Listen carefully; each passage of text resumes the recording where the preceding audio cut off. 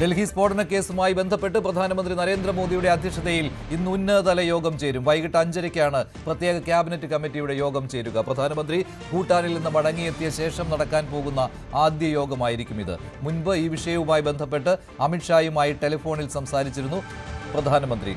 അജയ് സുധ ബിജു ചേരുകയാണ് കൂടുതൽ വിവരങ്ങളുമായി. അജയ്, ഏതെല്ലാം നിർണായകമായ യോഗങ്ങൾ ഇന്ന് ഡൽഹിയിൽ ചേരാൻ പോവുകയാണ്? ഇന്നലെ തന്നെ ഭൂട്ടാനിൽ വെച്ച് പ്രധാനമന്ത്രി പറഞ്ഞിരുന്നു ആരെയും വെറുതെ വിടില്ല, ഗൂഢാലോചനയ്ക്ക് പിന്നിൽ പ്രവർത്തിച്ചവരെ കണ്ടെത്തും എന്ന്. അപ്പോൾ ഇന്നത്തെ യോഗങ്ങൾ നിർണായകമായി മാറിയിരിക്കുകയാണ്. അതെ, തീർച്ചയായിട്ടും പ്രധാനമന്ത്രി ഇന്ത്യയിൽ മടങ്ങിയെത്തിയ ശേഷം നടക്കാൻ പോകുന്ന ആദ്യത്തെ യോഗമാണ് ഇന്ന് വൈകിട്ട് ചേരുന്നത്. ഇന്നത്തെ യോഗത്തിൽ നിർണായകമായിട്ടുള്ള തീരുമാനങ്ങളും അതിന് പിന്നാലെ പ്രഖ്യാപനങ്ങളും ഉണ്ടാകും എന്ന് തന്നെയാണ് പ്രതീക്ഷിക്കുന്നത്. ഇപ്പോൾ ഇതിനു മുൻപേ അമിത്ഷായുടെ അധ്യക്ഷതയിൽ യോഗങ്ങളെല്ലാം ചേർന്നിരുന്നു. അമിത്ഷായുടെ അധ്യക്ഷതയിൽ ഇന്നലെ ചേർന്ന ഒരു സുരക്ഷാ കൗൺസിൽ യോഗത്തിലാണ് ഈ NIA അന്വേഷണം ഉൾപ്പെടെ പ്രഖ്യാപിച്ചുകൊണ്ട് ഉത്തരവിറക്കുന്നത്. അപ്പോൾ ഇന്ന് പ്രധാനമന്ത്രിയുടെ അധ്യക്ഷതയിൽ ചേരുന്ന യോഗം അത് തീർച്ചയായിട്ടും നിർണായകമാണ്. പ്രധാനമന്ത്രിയുടെ അധ്യക്ഷതയിൽ പ്രത്യേക ഒരു ക്യാബിനറ്റ് സെക്യൂരിറ്റി മീറ്റിംഗ് ആണ് ഇന്ന് വൈകിട്ട് 5:30-ന് തീരുമാനിച്ചിട്ടുള്ളത്. പ്രധാനമന്ത്രി ഉച്ച കഴിയുമ്പോൾ ഇന്ത്യയിലേക്ക് എത്തും എന്നാണ് പ്രതീക്ഷിക്കുന്നത്. ഭൂട്ടാനിൽ വെച്ച് അദ്ദേഹം അവിടെയുള്ള രാജാവുമായിട്ട് കൂടിക്കാഴ്ച ഉൾപ്പെടെ നടത്തിയിരുന്നു. ആ സമയത്ത് അദ്ദേഹം ഭൂട്ടാനിൽ വെച്ച് തന്നെ പ്രതികരിച്ചതാണ് ഇന്ത്യയിൽ ഇപ്പോൾ ഡൽഹിയിൽ നടന്ന ഈ ആക്രമണങ്ങൾക്ക് ഉത്തരവാദികളായ എല്ലാ കുറ്റവാളികളെയും നിയമത്തിന് മുന്നിൽ കൊണ്ടുവരും, മുഖം നോക്കാതെ ശക്തമായിട്ടുള്ള നടപടി സ്വീകരിക്കും എന്ന് അദ്ദേഹം പറഞ്ഞിരുന്നതാണ്. ഇന്ന് ഡൽഹിയിൽ വെച്ച് നടക്കുന്ന ഈ ഒരു മീറ്റിംഗിൽ അത് അമിത്ഷാ ഉൾപ്പെടെ ഈ മീറ്റിംഗിൽ പങ്കെടുക്കുന്നുണ്ട് എന്നാണ് വിവരം ലഭിക്കുന്നത്. അപ്പോൾ ഈ ക്യാബിനറ്റ് മീറ്റിംഗിൽ ഇനി അന്വേഷണത്തിൻ്റെ അടുത്ത ഘട്ടം എന്താണ് എന്നത് ഉൾപ്പെടെയുള്ള കാര്യങ്ങൾ അത് പ്രഖ്യാപിക്കുമെന്നാണ് പ്രതീക്ഷ. മാത്രമല്ല ഈ വിഷയത്തിൽ ഒരു ജെയ്ഷെ മുഹമ്മദ് എന്ന തീവ്രവാദ സംഘടനയുടെ പങ്ക് ആദ്യം മുതൽ തന്നെ സംശയിക്കുന്നതായിരുന്നു. ആദ്യം ഈ കേസുമായി ബന്ധപ്പെട്ട് അറസ്റ്റ് ചെയ്ത ഡോക്ടർ, ഉത്തർപ്രദേശിൽ നിന്ന് അറസ്റ്റിലായ ഡോക്ടറെ പിടികൂടുന്നത് ഈ ജെയ്ഷെ മുഹമ്മദുമായി ബന്ധപ്പെട്ട പോസ്റ്ററുകൾ ഒട്ടിച്ചതിനാണ്. അപ്പോൾ ഈ ജെയ്ഷെ മുഹമ്മദിന്റെ പങ്ക്, ഇതിലെ തീവ്രവാദ ബന്ധം സംശയിക്കുന്നുണ്ടെങ്കിൽ അത്തരം കാര്യങ്ങൾ ഇനി ഈ വിഷയം ഇതുവരെ ഇന്ത്യ ഒരു ഭീകരവാദ ആക്രമണമായി ഔദ്യോഗികമായി പ്രഖ്യാപിച്ചിട്ടില്ല. അതുപോലെ തന്നെ ഏത് സംഘടനയാണ് ഇതിന് പിന്നിലുള്ളതെന്നും ഔദ്യോഗികമായിട്ടുള്ള ഒരു പ്രതികരണം ഇന്ത്യ നടത്തിയിട്ടില്ല.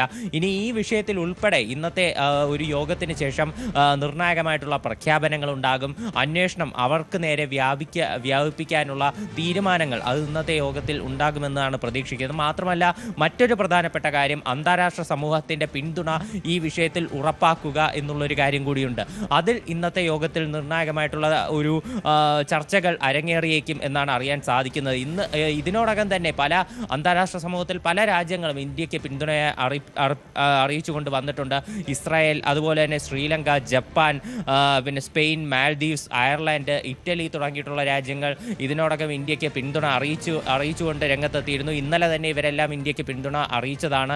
ഇന്ന് കനേഡിയൻ പ്രധാനമന്ത്രി ഇപ്പോൾ കാനഡയിൽ നിന്ന് അവിടുത്തെ പ്രൈം മിനിസ്റ്റർ ആയിട്ടുള്ള മാർക്ക് കാർണി ഇന്ത്യക്ക് പിന്തുണ അറിയിച്ച് രംഗത്ത് വന്നിട്ടുണ്ട്. അതുപോലെ തന്നെ ചൈനയുടെ വിദേശകാര്യ വക്താവായിട്ടുള്ള ലിൻ ജിയാൻ, അദ്ദേഹം ഇന്ത്യക്ക് ഈ വിഷയത്തിൽ പിന്തുണ അറിയിച്ചിട്ടുണ്ട്. ഇന്ത്യയിൽ നടന്ന ആക്രമണത്തെ അപലപിച്ചിട്ടുണ്ട്. ഇന്ത്യയുടെ വിദേശകാര്യമന്ത്രി S ജയശങ്കർ ഇവർക്കെല്ലാം, എല്ലാ ലോക നേതാക്കൾക്കും പ്രത്യേകം തന്നെ അദ്ദേഹം നന്ദി അറിയിക്കുകയുമുണ്ടായിരുന്നു. അപ്പോൾ അന്താരാഷ്ട്ര സമൂഹത്തിൻ്റെ ശ്രദ്ധ ഈ വിഷയത്തിൽ കൊണ്ടുവരിക, അന്താരാഷ്ട്ര സമൂഹത്തിൻ്റെ പിന്തുണ ഉറപ്പാക്കുക, ഈ കാര്യം ഇന്ത്യക്ക് തീർച്ചയായിട്ടും നിർണായകമാണ്. പ്രത്യേകിച്ച് പാകിസ്ഥാൻ ഈ വിഷയത്തിൽ ഇന്ത്യയെ പ്രതിക്കൂട്ടിൽ നിർത്താനുള്ള ചില ശ്രമങ്ങൾ ഇതിനോടകം തന്നെ തുടങ്ങിക്കഴിഞ്ഞു. അപ്പോൾ ആ കാര്യത്തിൽ ഉൾപ്പെടെ ഇപ്പോൾ അന്താരാഷ്ട്ര സമൂഹത്തിൻ്റെ ശ്രദ്ധ ഇന്ത്യയിലെ ആക്രമണത്തിലേക്ക് കൊണ്ടുവരേണ്ടതുണ്ട്. ഇതിൽ ഇന്ത്യയിൽ നടക്കുന്ന ഭീകരവാദ പ്രവർത്തനം, ഇന്ത്യയിൽ പാകിസ്ഥാൻ നടത്തുന്ന ഭീകരവാദ പ്രവർത്തനം, അല്ലെങ്കിൽ പാകിസ്ഥാനുള്ളിൽ ഉള്ള ചില സംഘടനകൾ ഇതിന് പിന്നിലുണ്ട് തുടങ്ങിയിട്ടുള്ള കാര്യങ്ങൾ, ഇതെല്ലാം അന്താരാഷ്ട്ര സമൂഹത്തിന് മുന്നിൽ ചർച്ചയാക്കാൻ ഇന്ത്യ ആഗ്രഹിക്കുന്നു. അപ്പോൾ അതുമായി ബന്ധപ്പെട്ട നിർണായക തീരുമാനങ്ങൾ ഇന്നുണ്ടാകുമെന്നാണ് പ്രതീക്ഷിക്കുന്നത്. മാത്രമല്ല ഹരിയാനയിൽ നിന്നുള്ള ഒരു അപ്ഡേറ്റ് എന്ന് പറയുന്ന ഹരിയാന DGP ഇപ്പോൾ സംസ്ഥാനത്ത് ഹൈ അലേർട്ട് പ്രഖ്യാപിച്ചിട്ടുണ്ട്.